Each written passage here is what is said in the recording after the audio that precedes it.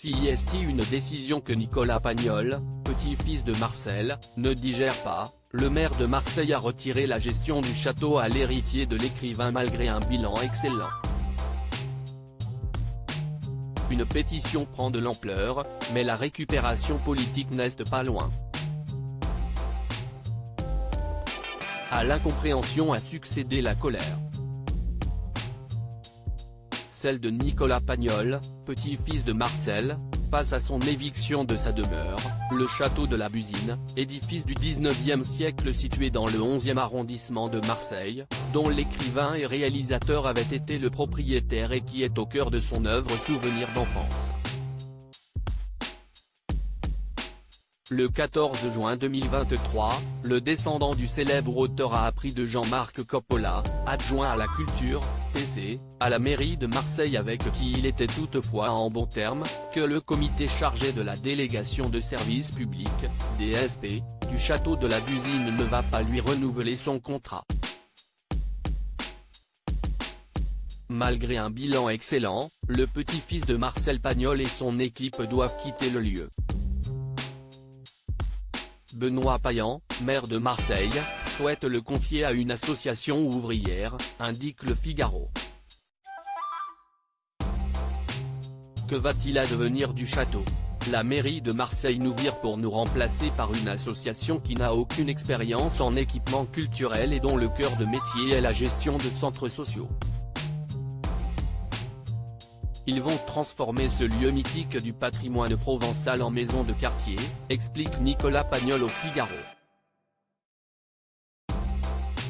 Une décision étonnante au regard du bilan très favorable du lieu. Dans la pétition qu'il a mise en ligne, l'héritier de Pagnol affirme que la fréquentation a été multipliée par 8 en 5 ans, les ateliers pour enfants ont du succès, 13 000 sont accueillis chaque année, et le résultat d'exploitation est bénéficiaire. Il est ulcéré à l'idée que ce lieu phare pour les Provençaux, qui symbolise leur langue, leur culture, leur patrimoine puisse être détruit. Une fureur relayée par de nombreux politiques comme la sénatrice Valérie Boyer, LR, qui crie au scandale.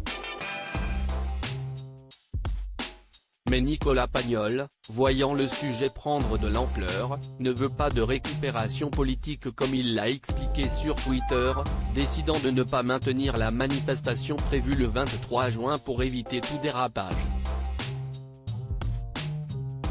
Il a également précisé, à celles et ceux qui colporteraient de fausses rumeurs à des fins politiques, que le château ne sera pas transformé en centre d'accueil ni en centre social mais en centre d'éducation populaire par le cinéma.